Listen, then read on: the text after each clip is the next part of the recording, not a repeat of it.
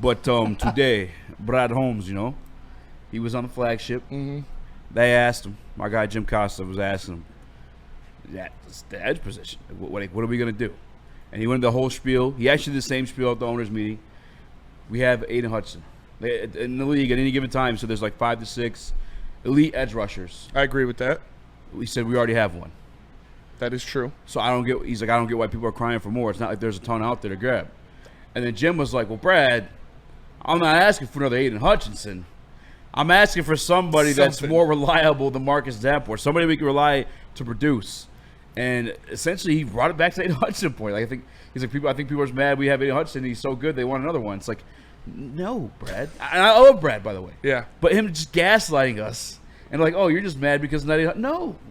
No, I get the edge crowd wholeheartedly. Nick and I, the day it hit me when I was fighting back with the chat, I was like, when we needed it. Me and you've been fucking pro. We'll get another edge for 3 years now. Yep.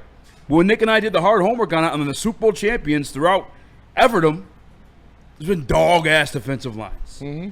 Now, I think it could be a dog-ass defensive line. I do, too. I think it was, especially in the run game. But in terms of getting after the quarterback, I think you need a little bit of that, too. Especially when it comes to that level of football in the playoffs where you're facing a Jaden Daniels, who we learned is pretty fucking good last year. We're going to be facing a Patrick Mahomes, or whoever it may be. You need to get after. The only people to beat Tom Brady, fucking Eli Manning, it was Justin Tuck. It was Michael Strahan. It was JPJ and droves. You know what I'm saying? Mm-hmm. That's what I think people are asking for. And for some reason, they don't believe in that philosophy. Or do they feel put? Are you comfortable with Brad being comfortable? No. If you're going to sit there and tell me you are happy with Marcus Davenport on the other side of Aiden Hutchinson and what he can do, I would agree with you because he's shown that he could do that. But if you're going to sit there and tell me you have faith that Marcus Davenport will be able to play not only the entire season, but a deep postseason run and into the playoffs without getting injured, I'm going to tell you you're a liar. If you truly sit there and say, I believe Marcus Davenport can play 20 games in a season, I'm going to tell you you're lying to me. And because of that, I believe you need some more insurance on that other side. Josh Pascal is very good. I like Josh Pascal. He is not a guy that's going to get after the quarterback.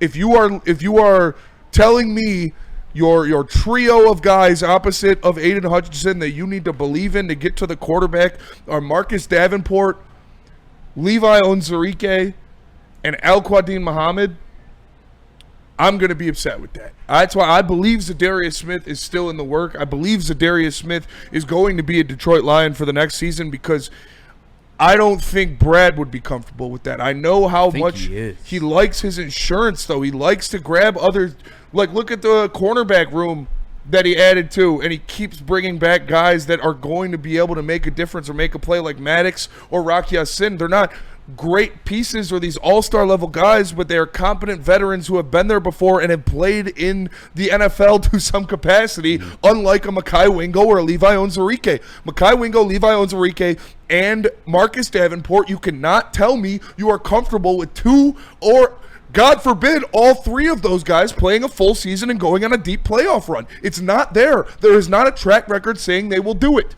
Well, Mekhi's catches strays. He's only been in the league 1 year. That's exact, and you don't know what he is in the league, and he got injured. We're trying to win a Super Bowl. I want a solidified piece opposite of Aiden Hutchinson that I can say with confidence I expect to play upwards of 16 games next year. You can't do that with Marcus Davenport. The only counterpoint I have, and I wish Brad approached it this way because you do have a talented defensive line. You just don't have that other name you're comfortable with at the opposite end, is going back to the Eagles last year. Great defensive line. Josh Sweat. Who was opposite of him? Nolan Smith. And I think it was a mix of what's his name too, the guy they got from the Jets. Bryce Huff. But they didn't really do much, right? Like they were like rotational pieces. I feel like maybe that's what Brad's thinking. That's like the reality of situations. What they do have, though, a phenomenal defensive tackle in Jalen Carter. We got a guy that's pretty good in Lee McNeil. They really, really, really like this guy, Tyleik Williams. Maybe that could be the counterpoint to the edge conversation. Like, maybe it doesn't matter who's there because you have these guys dominating the middle. I even go back just to past two Super Bowls, right? The Eagles, year before that, Chiefs, same situation. Chris Jones, a dominant force in the middle. and everybody else eating alongside him, George Karlaftis, Mike Dana, whoever it may be. I would have been comfortable if that was his counterpoint. Not, I think we're good. He feels like he's comfortable. And I don't even think we're re-signing Zadarius Smith, by the way, because in that video with Cash Dow, he said how much you pay him. Yeah. Sounds like he wants some money. Nolan Smith might not be, a super household name, even though he was great at Georgia and he was a high-round pick. He played 16 games last year and had 6.5 sacks. Mm-hmm. That's what I need. I don't need a Myles Garrett. I don't need a Trey Hendrickson. I need somebody who I can expect to play football games and get to the quarterback. And if you are Brad Holmes and you are clairvoyant and could see everything and you could say Marcus Davenport will not get injured next year and he will play, give me at least 17 games, including the playoffs, I would sign up for that and be like, okay, we're ready to go. You can't do that. You can't look at me and say that that's even a realistic possibility when you look at the track record of his injuries. So that's what it is for me. You have a lot of unprovens on that other side, and when you're in a Super Bowl, I want a piece that I can, or when you're in a Super Bowl window, when you're trying to be one of those teams that will win a Super Bowl, I want a piece on that other side that I can say I know he's going to play and I know he's going to produce. Yeah, and again, just for the counterpoint, the defensive line last year with Hutch, with the Marcus Davenport was out week 2 technically, because he's only there for like the first 3-4 plays of week 3. Actually, I think he missed week 2 with another injury, something completely different. Hutch was still eating. Absolutely, they were still productive. I think that's where he's at. Like, he's seen what the defense was. I remember him talking about just going back and watching some tape on a free agent with the Cardinals offensively. He's like, I forgot how good the defense was when healthy, and I think that's where he's kind of, I guess, putting the pin in the whatever you want to call it. And I said, I like the talent they have. I really do. But nobody could sit there with a straight face and convince me that 2 of those 3 guys on the other side of Hutch are going to play more than 5 games next year. There isn't a track record of it. And I love Ahmed, but do we know he's a rookie? I heard someone say today, and I think he will. I really, really, really do. But you're 100% correct. Question mark. He's a rookie.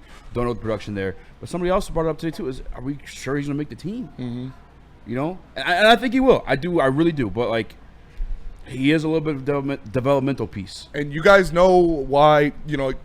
Like you said, when everybody was healthy, they went out there and they were playing at an elite level. Aiden Hutchinson was eating. This whole team was eating. But it's football. Not everybody is going to stay healthy. And maybe it's not your blue chip pass rusher going down for the whole season, but maybe it's those other guys that have a history of being injured, getting injured. So, yeah, did I miss Aiden Hutchinson? Yes. Do I think we beat the Commanders if we have Aiden Hutchinson? Probably. I think we beat the Commanders if Jared Goff doesn't throw 4 interceptions. Yeah. So I'm not saying it is make or break that they sign another edge rusher, but to sit here and act like it isn't a point of contention or it isn't something that you can realistically have expectations about improving is a little much.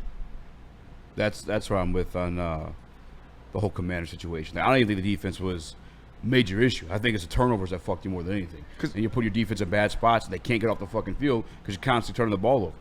But Nick, I know you want to speak on this one. You're the one that was you got criticized for wanting an edge in the draft.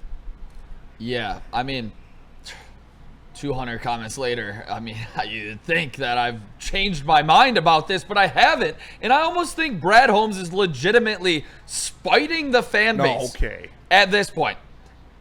No, he's the not. way he is gaslighting on these interviews. I listened today.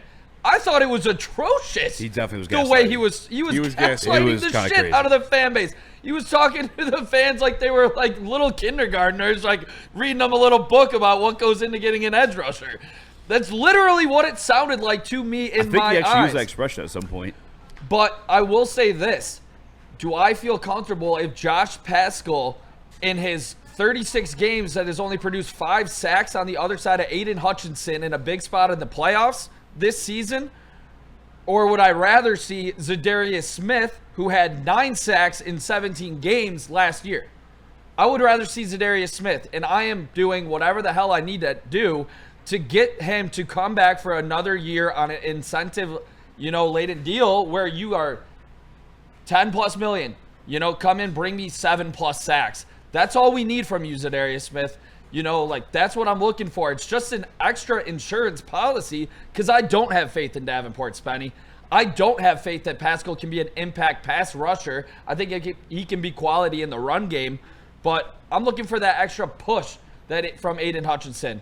And, I'm just not seeing it out of the guys we have now. And I thought Brad was extremely arrogant today. But, I mean, he has the right to be in a sense of we have turned this ship around. For sure. But we're still not over the hump yet. Yeah.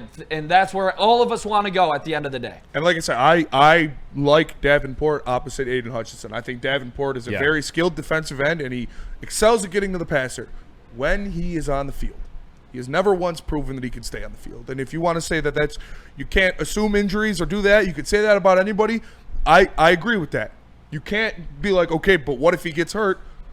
Unless he does every year. 40% of his career games he's played. Yeah, it's like, Available. Joel Embiid, he'd be the best player in the league. Yeah. But unfortunately, he only plays half the games he's in. Mm-hmm. Yep. It comes to a point where that is a factor, and that is something you have to think about and prepare for. But like I said, I am somewhere in the middle of both sides because I'm not like, oh yeah, Brad, don't address it. You're fine. You're good. But don't gaslight us. But I'm also not at the point to where, like, if they don't sign an edge right now, they're not winning the Super Bowl. Because that's why I was going to go, because Cody Engel asked a question. He said, so before Hutch went down, did you guys think we weren't going to win the Super Bowl because there was another edge opposite of Aiden Hutchinson? No. That's why it took me until Ali McNeil got injured to be like, all right, they're not winning the Super Bowl. For me, it was always the defensive line. I remember 2 years ago, as you guys asked me, I said, no, I don't think our defensive line is good enough. Then we grabbed DJ Reader. I was on board. I'm on board now still, too. Because, I gave you the counterpoint to the defensive tackle. Yeah. I do think Aleem's really good. Obviously, they targeted Tyleek as Aleem 2.0. Mm-hmm. And, yeah, I'll take two Aleems all day. Our defensive tackle rotation when Ali McNeil comes back is going to be one of the best in football. It's going to be gross, man. And that is something you can hold solace in. Real quick, I want to get the super chat and we'll go to break, come back.